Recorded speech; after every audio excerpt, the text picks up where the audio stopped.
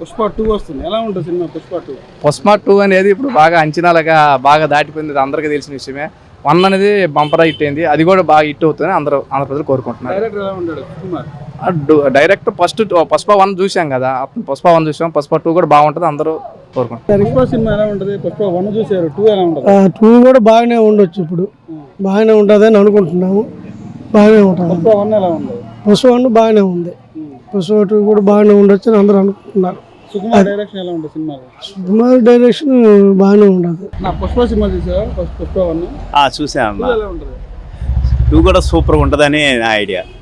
Director Sukumar ఎలా direction ఎలా ఉంటుంది? డైరెక్షన్ కూడా చాలా సినిమాలు బాగానే ఉంటాయి.